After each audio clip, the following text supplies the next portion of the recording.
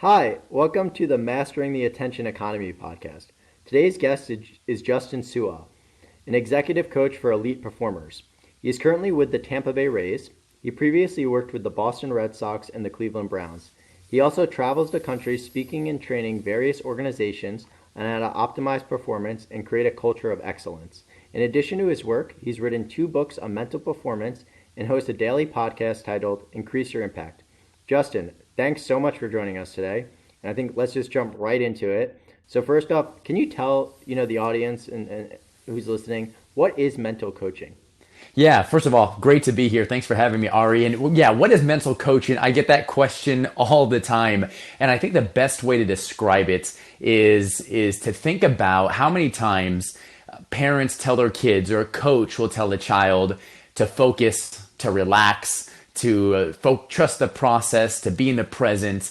And it's something you hear all the time. But what you don't hear is you don't hear the mom, dad, coach teach these kids how to do those things, how to relax, how to focus, how to be confident.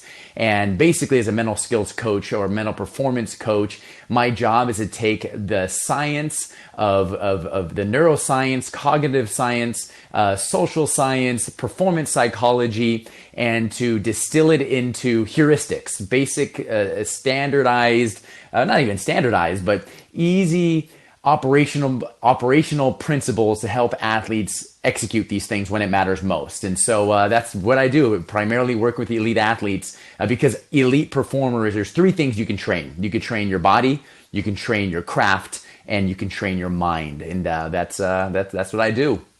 Yeah, so that's a really great description. I wasn't familiar with that until, I started interacting with you on Twitter. Yeah.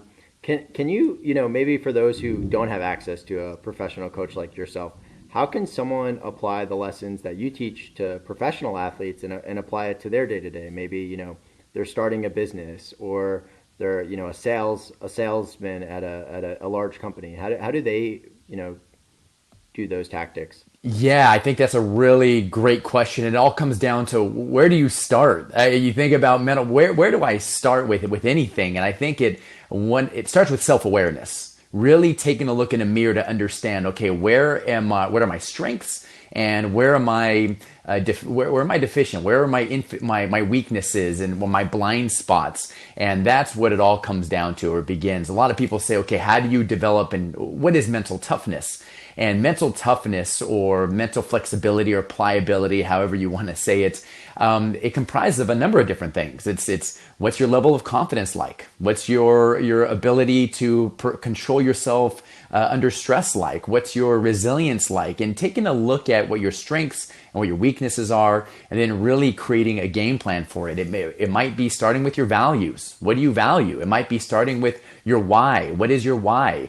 What is your model for confidence? Your sources of confidence? What are your confidence killers? What are your distractions? What are your morning routines, your night routines? And so, as you can see, it's very nuanced, and it depends on the person. It's very contextual, and it evolves over time. And so my job is to really ask those questions. And so to really answer your question better is, if you want better answers, start asking yourself better questions. And I think it starts with something as simple as journaling, grabbing a journal and writing down what you notice from day to day, what your energy is like, where your attention is, what your thought process is like. And it sounds like a lot, which it is, but I would start documenting and start capturing, just really kind of audit yourself. Audit yourself. That's where it starts.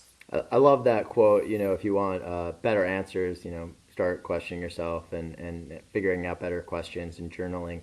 When you start working with professional athletes, do you find that many of them, they were focused always? Are you bringing them up 10x? And even more so, what are some of the things and the differences between the college athlete and the pro athlete, and then like the pro athlete and the elite athlete? What are some of those subtle differences you see that keeps them focused and that keeps them attentive?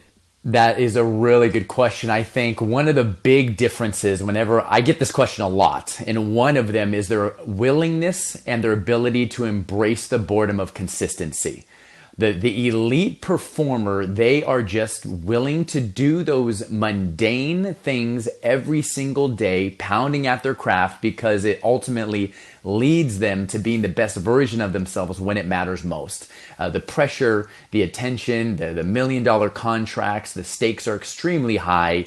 They are performing against other competitors who are at the highest level, at the tip of the spear. Now, the amateur athlete, a lot of times they're going through this. We all have this arc of our craft, and a lot of them they have the high goals. They want to be great, but a lot of them they don't have either a strong why or the willingness to do the things that are required to be great. So that's one of them. And another one is the elite athletes and their willingness to learn from failure. They are able to, because they fail on the stage. They fail on the big stage with everyone watching, and their willingness and ability to look at their failures and extract lessons to use them as stepping stool as opposed to stumbling blocks. For the amateur athlete, a lot of them, they get overly attached to their failures and their shortcomings, and when they fail over and over and over again, they see them as part of their identity as opposed to an event, and they don't learn from them. So those are a couple of things just right off the bat that separate the difference from the elite and the amateur. And I think the other question, to get on top of that, I want to get into a really specific question that I had that just popped into my mind. So I think about like field goal kickers in the NFL. And, some of them, I was watching a video of, and you might know his name, a Brazilian kicker who kicked for the Tennessee Titans. And he went like 0 for 4. And he got cut by the Titans. This was last year. And he hasn't been in the NFL since. The success is just like make or break, right? That quick. Yes. How do you keep athletes motivated? So, if it's a baseball player and they go 0 for 5 that day, or it's a kicker and they go 0 for 4 that day, Are they in that mindset always that they're on to the next one? Are you working with them to, make sure that they're staying focused there? How much is it you're doing it versus they've been coached on the mindset and they know like I just got to get over that hump? Yeah, that's a great point, and you bring up a very interesting distinction between. You brought up a couple of things. Motivation, first of all. Let's touch on motivation. I was just on a phone with an elite athlete yesterday, and the reason I say elite athlete, just to differentiate, elite athlete, he said he was working with somebody, and he says, this person I'm working with told me that he's not motivated. And he laughed. He's like, what does that even mean for someone to not be motivated? And what's funny is these elite athletes, in about a decade working with elite performers, whether it be dancers or military, you'll never hear them talk about the word motivation, to be honest. They don't say I'm motivated. And what's interesting is going back to that embracing the boredom of consistency. We know that motivation, of course, it's called self-determination theory. It's that Ryan and Deci are almost the founders of this seminal research out of Canada. And they said that there's 3 things that are the most important variables for motivation. And it's number 1 is autonomy, in no particular order. Autonomy, your sense of control. Number 2 is your relatedness, the relationship you have with others. And then number 3 is your competence, your perceived competence that you're getting better. Now, these elite athletes, they have this built in where because they work, they feel that they're getting better, they feel that they're in control of their career, and they have a strong relationship with those around them.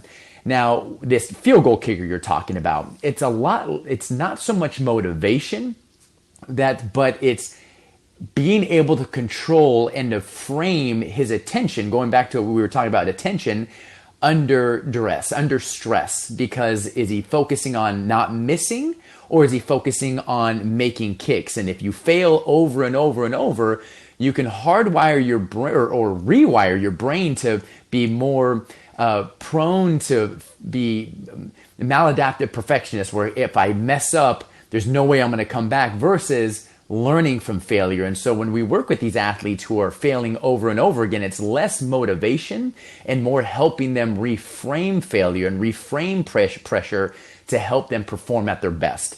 And some of them come naturally wired to do it. Some of them need to learn to do it. And my role isn't necessarily to shove mental skills down their throat, but to serve as a listener, as a sounding board, and as someone who can help them see it in a different way, give them a different perspective, a way that they've probably never seen before. And that's really my role working with them.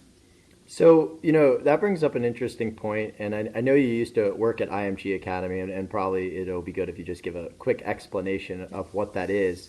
But how much do you think like social comparison theory plays a role in this type of stuff? And the concept for listeners not familiar, where if you're with a peer group that is of a higher level than the average peer group, you're constantly comparing yourself to them. Do you think that elite athletes, when they're with other elite athletes, are boosting their performance? Is that making a big difference?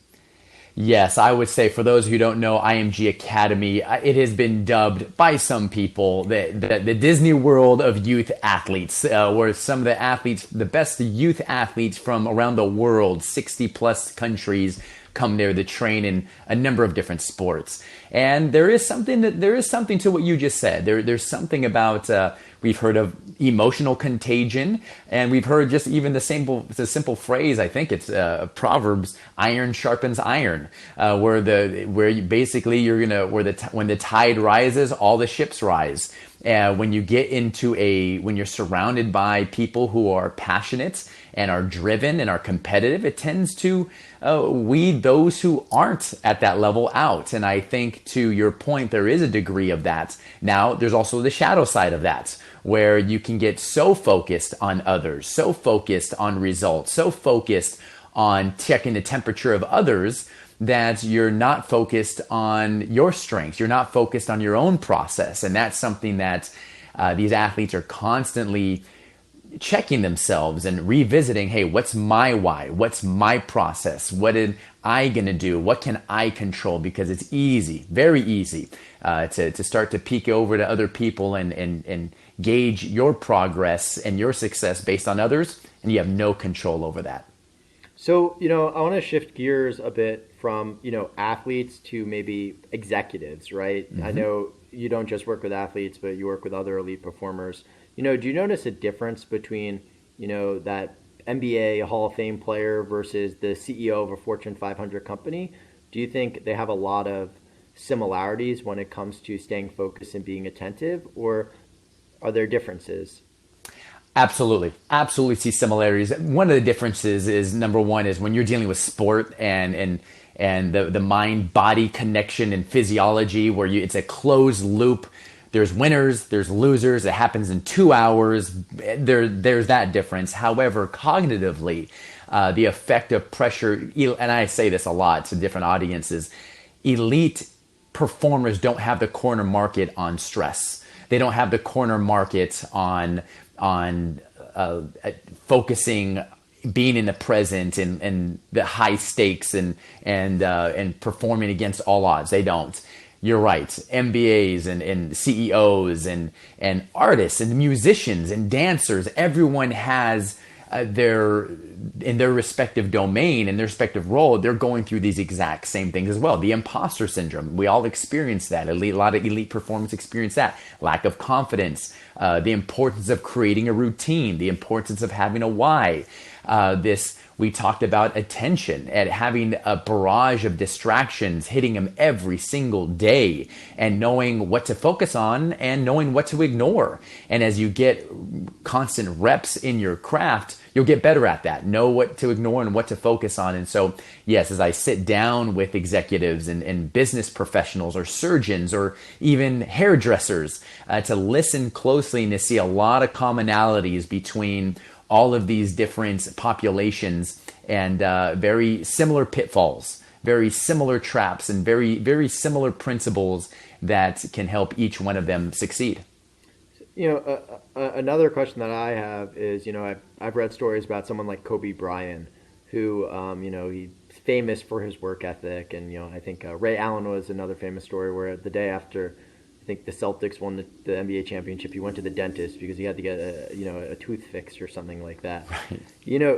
Do you think there is a downside to some of these folks on being too focused, and maybe they forget about having fun and enjoying the game, and it goes from when they started playing it for fun to becoming, their business. Have you noticed a difference there and an importance of having fun? Yes, you bring up a good point. I don't know if for those who have listened to this, Michael Jordan had a documentary, The Last Dance. ESPN showed it, and everyone was talking about it. It was at the height of the quarantine. Everyone's trapped inside, and we're all kind of watching this together as a country. I don't know, worldwide. It was a talk on Twitter. But something interesting happened. Everyone was watching this, and while he is one of the greatest athletes of all time, absolutely love his shoes, love the Jordan brand, all of that. What was happening is a lot of people were mistaking that it is the only way to be a leader, that you have to be gritty, you have to have this hard nose, you have to get in people's face. And as I was watching that, I was thinking, hey, let's pump the brakes and be careful, because like you said, there is a shadow side to hyperfocus. There is a shadow side to really any strength. There's a shadow side to kindness. There's a shadow side to honesty. There's a shadow side to wanting to being a voracious learner. There is a shadow side to all of these things. And I loved your point. Yes, we want to look at people, but we want to also be very mindful of, like we talked about earlier, our own self-awareness. We each have our own, what we call, hype number. Some are a little bit low key. Some are more extroverted. Some are more introverted. Some, they perform at a really high level when they want to prove their haters wrong. Some, that's the worst approach to take. They perform much better when they're just having fun and smiling. Some, they hate that approach. They need to just focus on a more spiritual context. Some, that they don't even believe in God. And so it's this identifying what works best for you, and also to know that what works for you might change as your career evolves. Numerous times I've worked with players who their goal was, their why had to be shifted. It had to change because it became stale unbeknownst to them, and to constantly check in and see what works for me. I think we learn in the literature and the research of creatives, if you pay somebody to do something they already love, their intrinsic motivation goes down. All of a sudden, they end up experiencing writer's block and creative block, and their joy for doing something they already love to do starts to be diminished because now they're getting paid to do something they already loved. And that's something to be very mindful of. You can't change it. You're not going to eliminate it, like you're not going to eliminate fears and nerves, but being aware of it turns down the volume of it so that you can get to work and do your thing. That's a great fact. I did not know that about paying someone and their intrinsic motivation goes down. That's amazing to me. Yeah. As we wrap things up, for those listening, where can they follow you on social media? Where can they buy your book? I know you have a podcast. Any other things you want to promote? Here's your chance. Yeah, Justin Sua, JUSTINSUA, Twitter, Instagram. I'm trying to figure out Twitter a little bit and engage a little bit more. I think that's how we found each other, but you follow me on there, you'll find everything else. Awesome. Well, Justin, I really appreciate you joining us today. Thank you so much. For those listening, thanks for joining in, and until next time, have a good one. Thanks, Ari.